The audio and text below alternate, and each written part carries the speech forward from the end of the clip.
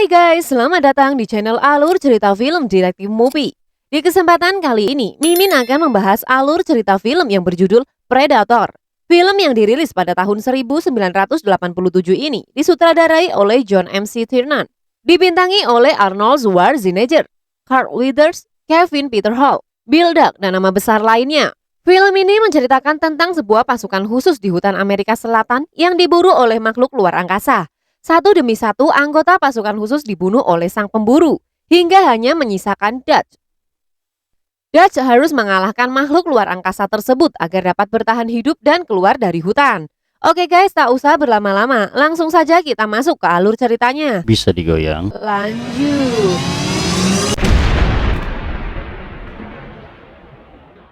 Di awal film, terlihat sebuah pesawat luar angkasa misterius yang melepaskan pot atau kapsul ke planet bumi. Di lain sisi, terlihat di pesisir pantai yang didatangi sebuah helikopter, di mana helikopter itu tak lain adalah Mayor Dutch beserta anak buahnya. Kali ini Mayor Dutch disewa oleh pemerintah untuk melakukan misi penyelamatan menteri kabinet beserta para ajudannya yang hilang kontak sejak 18 jam yang lalu. Jenderal Phillips meyakini bahwa menteri kabinet ini disandra oleh para gerilyawan setempat. Di sini Dutch sudah merasa curiga karena seharusnya yang menangani misi ini adalah tim militer resmi dari negara. Tak lama Dutch bertemu dengan kawan lamanya yang bernama Dillon. Ia merupakan teman lamanya ketika masih sama-sama di kesatuan militer resmi, tetapi sekarang Dillon sudah bekerja di CIA. Lalu Dillon melanjutkan penjelasan tentang misi ini, dikarenakan dalam tim ajudan menteri juga ada salah satu teman mereka yang harus diselamatkan. Setelah itu, tim Dutch beserta Dillon pergi ke sebuah tempat di mana terakhir kalinya helikopter yang membawa menteri itu hilang kontak. Setibanya di lokasi, tak jauh dari tempat pendaratan mereka menemukan bangkai helikopter yang jatuh di atas pohon. Kemudian Poncho memanjat pohon itu untuk menyelidiki keadaan di dalam helikopter itu. Kemudian mereka menemukan salah satu korban, yaitu sang pilot yang sudah tertembak kepalanya. Dan sepertinya helikopter ini sengaja dijatuhkan. Poncho yang melaporkan hal ini, ia memprediksi bahwa helikopter ini ditembak dengan menggunakan rudal pendeteksi panas. Dan hal ini membuat sang Mayor Dutch curiga dan merasa tidak masuk akal jika gerilyawan gunung bisa memiliki senjata secanggih itu. Lalu Billy menemukan jejak sekitar 12 orang gerilyawan yang membawa 2 orang awak helikopter yang jatuh. Dan anehnya lagi, ada 6 orang gerilyawan yang menggunakan sepatu tentara US. Namun Dillon mengira tempat itu adalah tempat para pemberontak melakukan patroli. Mayor Dutch pun meminta Billy untuk kembali melakukan pencarian. Dan kali ini, Billy menemukan 3 orang mayat manusia yang sudah dikuliti dan seluruh isi perutnya keluar yang sedang dilahap oleh burung pemakan bangkai. Sampai di sini, belum diketahui siapa yang melakukan perbuatan keji dan sadis ini guys. Lalu Mac menemukan dokter milik Jim Hopper pada mayat tersebut, yang mana Hopper adalah seorang Green Beret dari Fort Bragg yang seharusnya tidak ada di tempat seperti ini. Dan kali ini, kecurigaan Mayor Dutch pun bertambah. Tidak mungkin pasukan Green Beret berada di tempat seperti ini kecuali ada yang mengirim mereka. Di samping itu, Billy menganalisa tim Hopper menembak ke segala arah. Tetapi tidak ada tanda-tanda bahwa mereka sedang dikepung dan juga tidak ada jejak-jejak dari tim Hopper. Seolah menghilang begitu saja dari hutan ini. Jadi, sebelum tim dari Mayor Dutch datang, ada tim Hopper yang sudah duluan sampai di sini. Tim dari Mayor Dutch sama sekali tidak menemukan jejak mereka, kecuali mayat yang sudah dikuliti yang diduga kuat bahwa itu adalah mayat Hopper. Kemudian Mayor Dutch memerintahkan para anak buahnya untuk menyebar berjarak 5 meter secara diam-diam. Dari sudut pandang lain, ada seseorang yang sedang mengintai tim dari Mayor Dutch dengan menggunakan sensor panas. Dan kini Mayor Dutch dan timnya telah sampai di markas gerilyawan dan segera melakukan pengintaian. Ia melihat seorang sandera dibunuh dengan keji oleh gerilyawan. Tak berlama-lama, Mayor Dutch dan timnya pun bersiap untuk melakukan penyerangan secara diam-diam. Para gerilyawan yang menjaga di pinggiran wilayah B satu persatu dibunuh. Lalu Mayor Dutch mulai menyerang ke inti-inti basecamp gerilyawan dengan cara mendorong mobil yang sudah dipasangi bom dan meledakkan sebuah gubuk tempat terkumpulannya para gerilyawan itu. Aksinya ini membuat seluruh timnya takjub. Tak berlama-lama, insiden itu membuat aksi baku tembak auto terjadi. Dilanjut dengan aksi sang Mayor Dutch melempar bom dan meluncurkan Apollo. Pasukan gerilyawan terlihat sangat kewalahan dengan strategi Mayor yang membuat mereka sangat tertekan akan hal itu. Bahkan saat ada seseorang yang mencoba kabur dengan helikopter, Sang mayor langsung meledakkan helikopternya dengan senjata Apollo-nya. Di sini terlihat kekompakan dari tim Dutch, hingga mereka mampu menaklukkan para gerilyawan itu. Bahkan tak ada satupun dari tim Mayor Dutch yang menjadi korban dalam pertempuran itu. Saat Dutch mencoba mencari tawanan yang masih hidup, dengan tidak sengaja, sang mayor menghajar seorang wanita bernama Anna dari tim gerilyawan yang hendak menyerangnya. Kemudian Mac menginformasikan bahwa satu orang sandera yang sedang mereka cari juga sudah tewas dibunuh. Di sini Mac juga menemukan suatu hal aneh karena yang mereka cari ternyata anggota CIA. Dan korban satunya yang dibunuh adalah salah satu penasehat militer Rusia. Di sini terungkap karena ternyata misi ini bukanlah misi penyelamatan.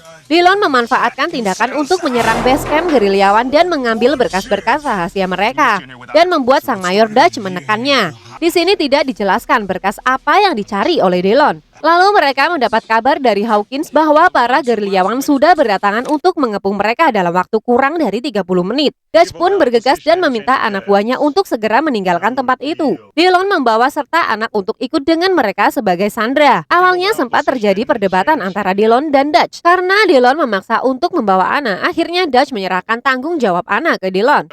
Menurut Dutch, terlalu beresiko jika membawa anggota gerilyawan karena bisa membocorkan lokasi timnya. Lalu Dutch berdiskusi dengan Billy untuk menentukan jalur mana yang akan mereka lewati. Dutch memutuskan untuk melewati jalur timur dan dia juga memerintahkan Poncho untuk memimpin perjalanan. Di saat yang bersamaan, lagi-lagi ada yang mengintai mereka dengan menggunakan sensor panas dan dia bisa menirukan suara manusia. Sebenarnya Dutch dan Billy sudah menyadari ada yang mengintai mereka sejak tiba di hutan. Tetapi makhluk itu bisa berkamuflase sehingga tidak terlihat oleh mereka. Kini Dutch dan timnya melanjutkan perjalanan menuju tempat penjemputan. Bersama mereka ada Dillon dan salah seorang anggota gerilyawan yang disandra yang masih berusaha untuk melarikan diri. Sampai di mana Billy berhenti terdiam tak bergerak seperti ketakutan saat melihat ke arah rindangnya pepohonan di hutan itu. Menurut Mac, Billy mempunyai penciuman dan feeling yang tajam. Dutch pun segera menghampiri Billy. Di sana Billy menjelaskan bahwa dia merasakan ada sesuatu di pepohonan itu. Poncho yang menggantikan Dillon untuk menjaga Anna terkecoh dan tiba-tiba kepalanya dipukul menggunakan kayu dan membuat Anna melarikan diri. Tim Dutch pun auto mengejar Anna sampai akhirnya Hawkins berhasil menangkapnya. Tetapi tiba-tiba sesuatu yang tidak terlihat membunuh Hawkins dan menyeret mayatnya masuk ke dalam hutan. Lalu Poncho pun datang untuk menangkap Anna dan menanyakan apa yang terjadi dengan Hawkins.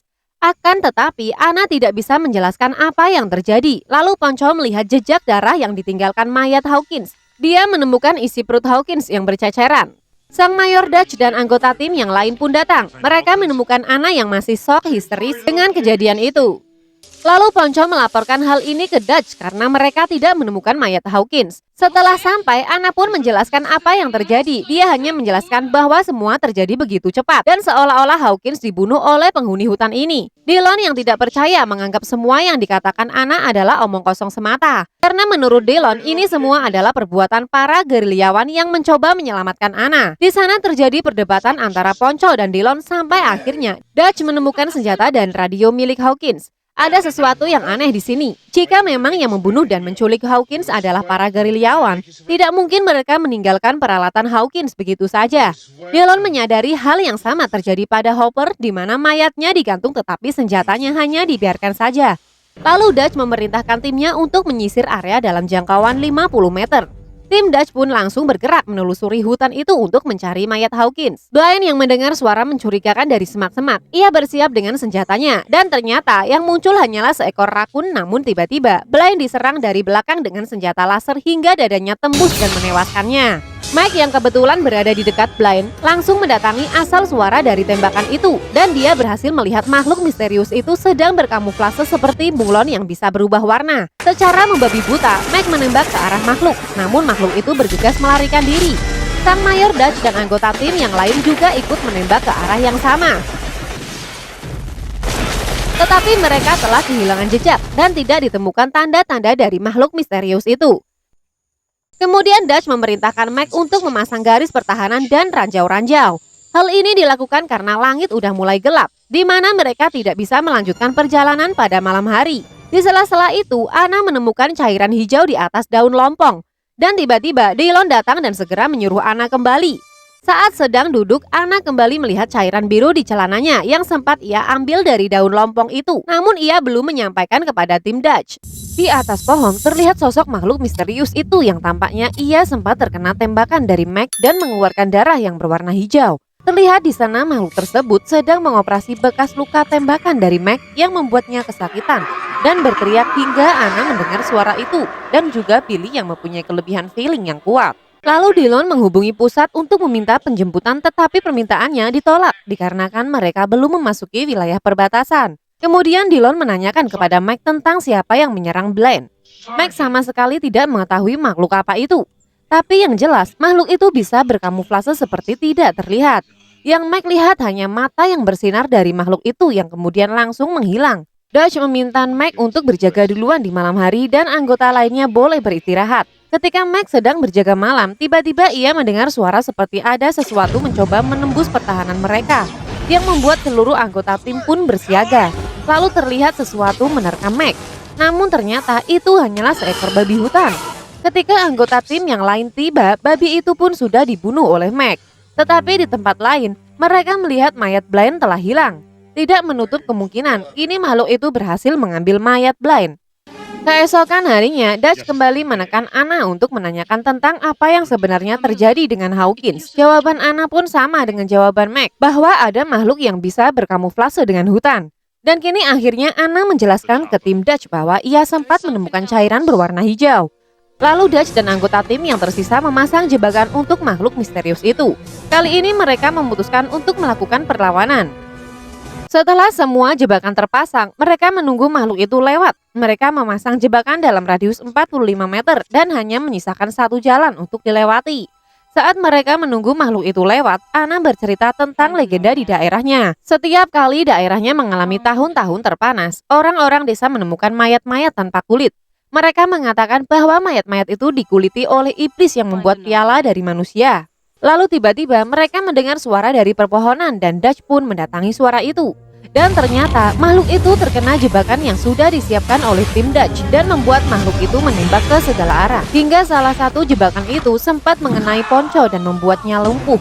Dillon pun kini melihat wujud asli makhluk itu, di mana makhluk itu menampakkan dirinya dengan wujud yang menyerupai manusia dengan menggunakan armornya. Lalu makhluk itu pun melarikan diri. Meg yang ternyata juga melihatnya, ia berusaha mengejarnya. Sang Mayor Dutch memerintahkan Billy untuk membawa Ponco yang sedang terluka. Meg dan Dillon yang mengejar makhluk itu menemukannya sedang mengintai dari atas pohon. Lalu mereka mengatur rencana untuk menjebak makhluk itu. Hingga saat mereka mulai melancarkan aksinya, rencana Meg dan Dillon sudah terbaca oleh makhluk itu. Hingga pada saat Meg sedang mengendap-endap untuk mendekat makhluk itu, ia malah terbidik oleh laser dari makhluk itu dan membuat sang predator membunuh Meg dengan senjata lasernya tepat di kepala Meg. Di satu sisi, Dillon yang belum tahu Meg telah tewas, ia terus mencari keberadaan Meg. Hingga akhirnya ia melihat kini Meg telah menjadi mayat.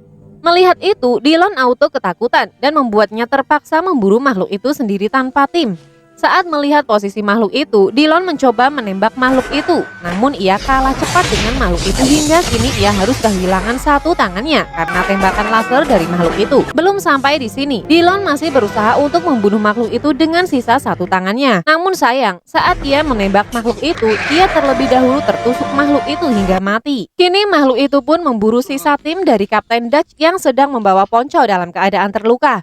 Namun tiba-tiba Billy berbalik arah dan menantang makhluk itu 1 lawan 1. Bahkan perintah dari Mayor Dutch untuk segera lari tidak ia hiraukan. Kapten Dutch beserta Ponco dan Anna terus berlari hingga ia harus mendengar suara teriakan dari Billy yang telah dibantai oleh makhluk itu.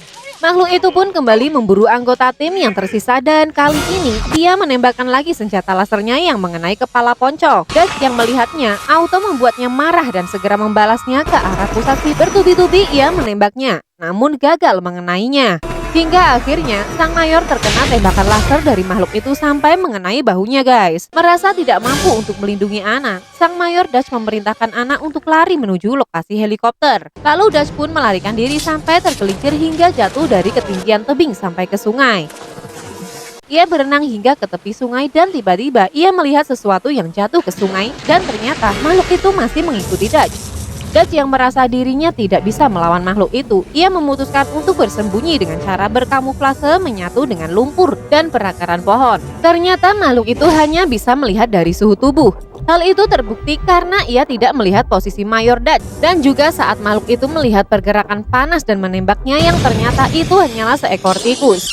Mengira semua lawannya telah tewas, lalu sang predator itu segera pergi dan merayakan kemenangannya dengan menggunakan kepala dan tulang bini sebagai pialanya. Menyadari hal itu, sang Mayor Dutch memutuskan untuk melawan kembali makhluk itu dan kembali menyiapkan jebakan dan senjata untuk berduel dengan makhluk itu.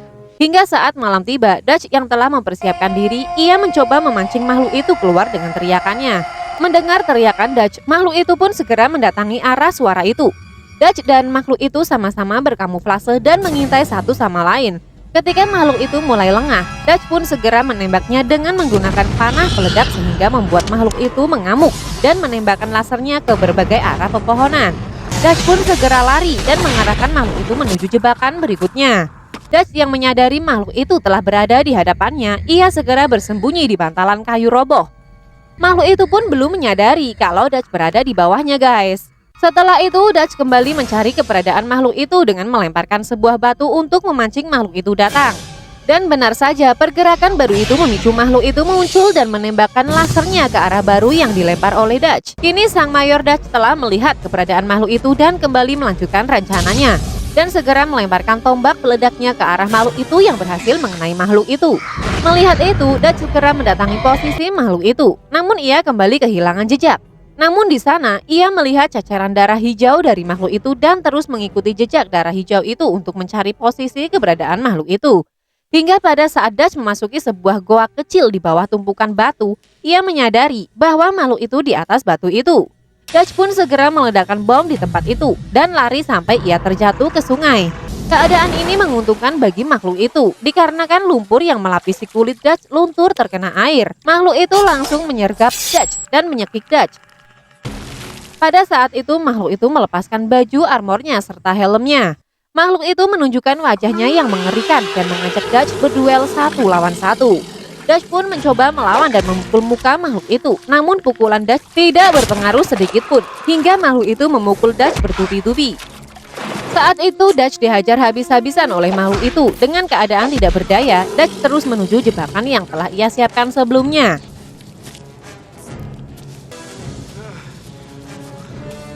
Saat Dutch berhasil memancing makhluk itu untuk masuk ke jebakan yang telah ia siapkan, Dutch menantang makhluk itu untuk terus berjalan ke arahnya. Namun makhluk itu menyadari jalan yang akan ia lewati ada yang tidak beres. Di sana ia melihat sesuatu yang tajam dan membuatnya lewat jalan yang berbeda dan langsung mendatanginya. Melihat itu sempat membuat Dutch ketakutan. Namun ternyata tidak hanya satu jebakan. Kini Dutch melancarkan jebakan berikutnya, yaitu sebuah batang kayu yang sangat besar yang berhasil menindihi sang monster itu. Melihat itu, Dutch pun merasa lega. Sayangnya, makhluk itu belum benar-benar mati. Melihat ada pergerakan, Dutch segera membawa batu besar untuk memukul kepala monster itu. Kemudian Dutch yang tidak tega melihat makhluk itu yang tak berdaya, ia memutuskan untuk membuang batu itu. Di saat-saat terakhir, makhluk itu meniru suara Dutch. Ternyata itu hanyalah untuk mengalihkan perhatian Dutch dalam mengaktifkan bom yang ada di tangannya. Setelah itu, monster itu tertawa dan membuat Dutch bingung. Hingga saat Dutch menyadari hal itu, Dutch segera melarikan diri. Dan benar saja, sang monster predator itu meledakkan dirinya, sampai membuat Dutch terpental. Bahkan ledakan dari makhluk itu sampai membuat salah satu komponen helikopter yang menyusul Dutch rusak. Menyadari Dutch masih hidup, heli yang membawa Anna segera mendatangi pusat ledakan itu bersama dengan Jenderal Phillips untuk menjemput Dutch. Terlihat Dutch sangat terpukul dengan kematian semua teman-temannya, karena Dutch menganggap mereka semua adalah keluarga, guys. Itulah alur cerita film Predator yang dirilis tahun 1987, guys. Jangan lupa guys, dukung kita dengan cara klik tombol like and subscribe. Lalu share video ini ke semua akun media sosial kalian, supaya channel ini semakin berkualitas dalam menghibur kalian. Dan jangan lupa nyalakan tombol lonceng ya, supaya kalian bisa jadi penonton pertama dari tayangan channel ini guys. Salam Detektif Movie.